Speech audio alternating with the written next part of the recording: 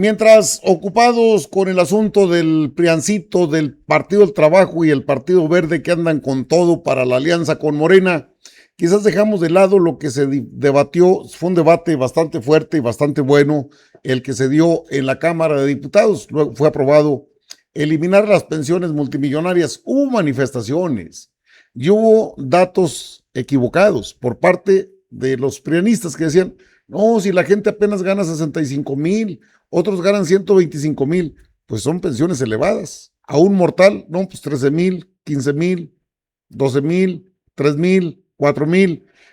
Las pensiones doradas. Cuando conocimos los nombres de estos personajes, es obvio que la indignación fue total. ¿Cómo que ganan una pensión de 1,000,000 de pesos al mes y lo que se llevan entre las patas? Eso es bastante fuerte.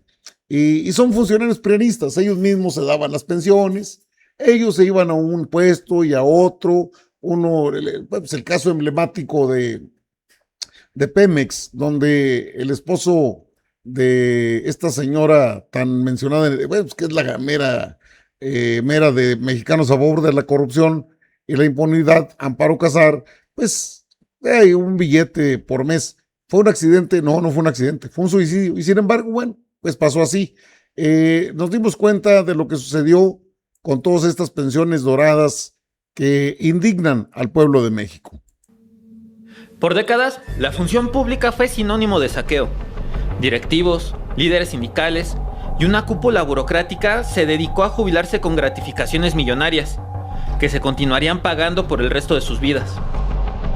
Al mes, el Estado mexicano paga más de 7,100 millones de pesos en pensiones a exfuncionarios de Bancomex, Banobras, Banrural, CFE, Luz y Fuerza del Centro, Nacional Financiera y Pemex. Varios millones son destinados a quienes ocuparon altos rangos o a sus viudas, y en algunos casos a exfuncionarios que solo duraron pocos días en sus puestos. Hay casos emblemáticos, por ejemplo, las pensiones doradas que promovió Felipe Calderón al extinguir abruptamente Luz y Fuerza del Centro en 2009, beneficiando a Jorge Chapa de la Torre, ex subdirector de producción de la paraestatal, y ahora recibe mensualmente 1,009,000 pesos, mientras que casos como Óscar Luce González, Edgar Velázquez Butrón o Kenneth Smith perciben 971,000 pesos al mes.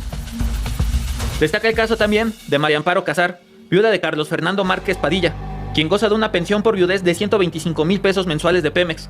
Caso lleno de irregularidades, al presumirse que Márquez Padilla se suicidó, lo cual anularía el cobro de la pensión que se lleva pagando por más de 20 años. Otra empresa del Estado que destina millonarias pensiones es la Comisión Federal de Electricidad, donde destacan los casos de José Luis Lupercio Pérez, exsecretario de Relaciones del Sindicato Único de Trabajadores Electricistas de la República Mexicana, quien recibe 513,209 pesos mensuales, y Víctor Manuel Fernández de Lara, excoordinador de la región Centro-Oriente del mismo sindicato, con 502,893 pesos. Finalmente están José Ángel Gurría y Óscar Espinosa Villarreal, pensionados por Nacional Financiera, quienes cobran 120,000 y 33,000 pesos mensuales respectivamente. Joshua Hernández, punto de referencia. Fíjese usted qué caray. Y es que en la propia mañanera la presidenta había dado estos datos de los congresos tan caros. En Baja California se pagan 34,8 millones, en Morelos 31,8 millones, en Michoacán 30,2 millones. Pero me voy a lo central. El asunto de las pensiones es demasiado elevado, pero hay una parte de la burocracia que no ha sido tocada y que seguramente con estos vientos de cambio que se dan, pues que pueden ampararse, están en su derecho de decir, bueno, es que no completamos con poquito, nosotros necesitamos 500,000 de pesos. Sí hubo incluso quien los defendiera. Mire, la misma, pues digo, es que no tienen vergüenza, pero la misma Margarinfla salió a decir que es que ustedes no entienden, que ellos necesitan ganar mucho dinero, aparte así estaba establecido en las leyes. Pues sí, las leyes son para cambiarlas. ¿Cómo se le ocurre que nada más porque son funcionarios de las paraestatales o de Luz y Fuerza del Centro podían ganar tanto? En su momento así lo dijo Margarita Zavala. Es una joya, mire. Pero también es cierto que miles de pensionados que sí trabajaron y sirvieron al Estado mexicano se jubilaron con la certeza jurídica y humana que serían respetados. Debemos poner mucha atención a esto, porque la verdad es que armados de una sobrerepresentación artificial, están a punto de aprobar un acto reprobable y perverso, que es realizar desde el poder una violación a los derechos humanos desde la Constitución. La reforma al artículo 127 violenta el derecho humano a la no retroactividad en perjuicio de persona alguna. Lo sabemos todos, violenta el artículo 14 constitucional. Por eso venimos a presentar esta moción suspensiva. Primero, porque no todos los que deberían estar, están. Segundo, porque la reforma también contempla miles y miles de familias que no tenían pensiones exorbitantes y que sin razón alguna los colocaron en el mismo cajón. Incluso en la banca ni siquiera son de recursos públicos sus pensiones. Y tercero, porque la forma en que se pretende hacer no es la correcta, ni en su proceso ni en los hechos. Amerita detener la discusión. Sí. Bueno, así quiso el PAN a través de Margarita Zavala Gómez del Campo, que es de Calderón y que la mantenemos con recursos del pueblo porque ella gana un salario como diputada. Pues es que no es correcto quitarle esas pensiones.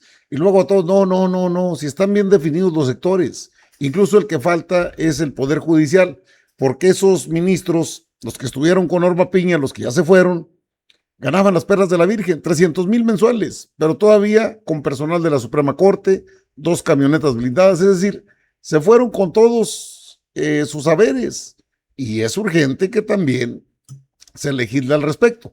Y digo que se puede legislar al respecto porque la nueva Corte que encabeza Hugo Aguilar, el ministro presidente de la Suprema Corte, pues perciben un salario menor al de la presidenta de México.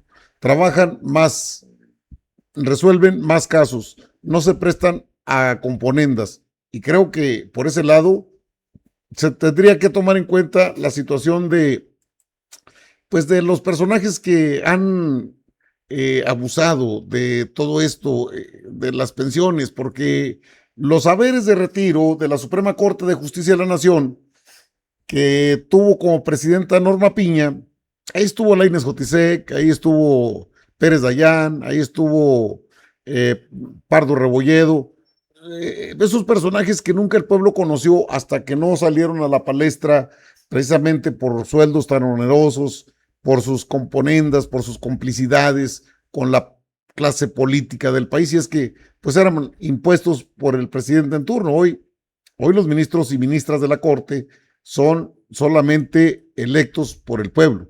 Por cierto, en el 27, quizás en el 28, pues se pueda trasladar la elección del otro 50%.